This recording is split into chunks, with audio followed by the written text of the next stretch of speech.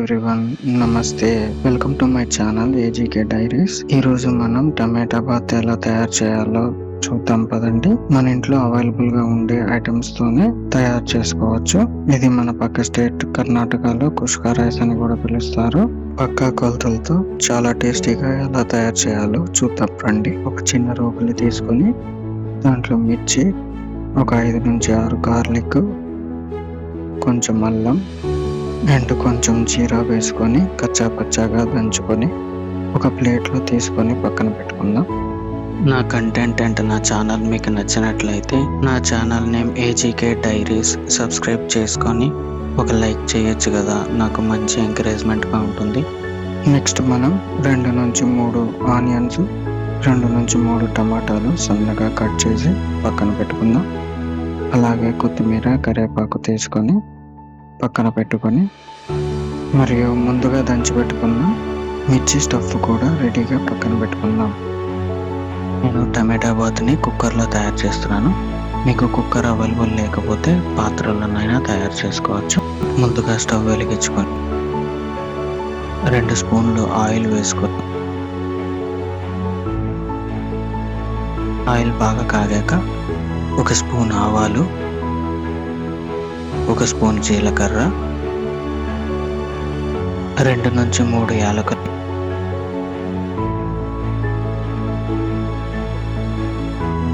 కొద్దిగా దాల్చిన చెక్క,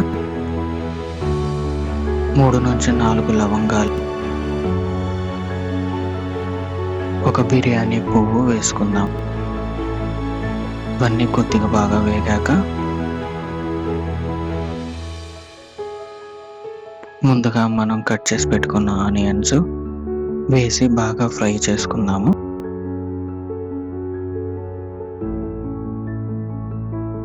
ఆనియన్స్ బాగా ఫ్రై అయ్యాక టమాటో వేసి మళ్ళీ ఫ్రై చేసుకుందాము.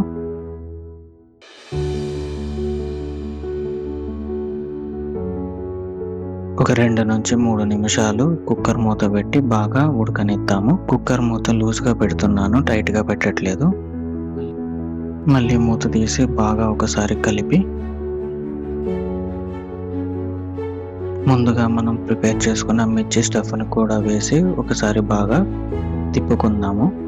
పచ్చివాసన పోయే వరకు బాగా ఫ్రై చేసిన తర్వాత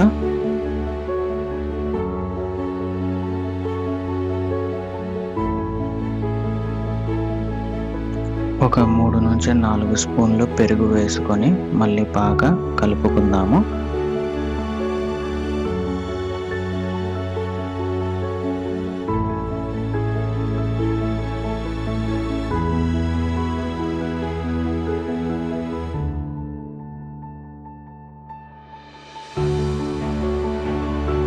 తర్వాత ముందుగా కట్ చేసుకున్న మన కొత్తిమీర, కరివేపాకును కూడా యాడ్ చేసుకుందాము. ఒకసారి అంతా మళ్ళీ బాగా కలుపుకుందాము.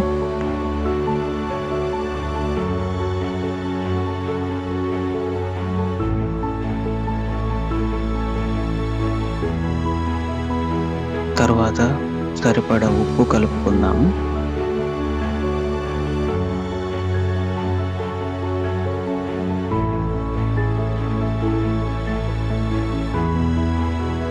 తర్వాత 1 స్పూన్ ధనియాల పొడి, 1/2 స్పూన్ గరం మసాలా కూడా వేసుకొని మళ్ళీ బాగా కలుపుకుందాము.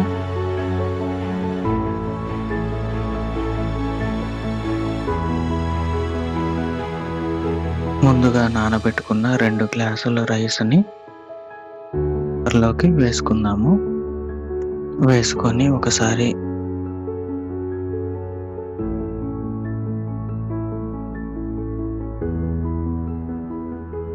అంతా కలిసేలాగా బాగా కలుపుకుందాము.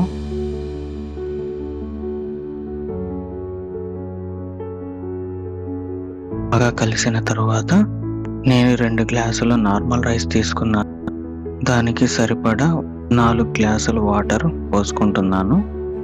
నీళ్ళు పోసిన తర్వాత ఒకసారి అంతా బాగా తిప్పుకొని సరిపోయిందో లేదో చూసుకుందాము. నాకు కొద్దిగా కారం తక్కువైంది, కారం యాడ్ చేసుకుంటున్నాను. యాడ్ చేసుకొని అంతా మళ్ళీ బాగా కలిపి కుక్కర్ మూత పెట్టి క్లోజ్ చేసేసి 3 విజిల్లు రానిద్దాము.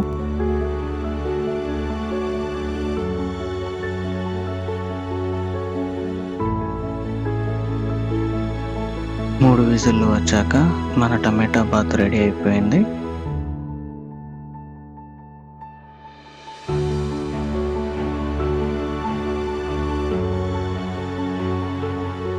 నెక్స్ట్ ప్లేట్లో తీసుకొని సర్వ్ చేసుకుందాం.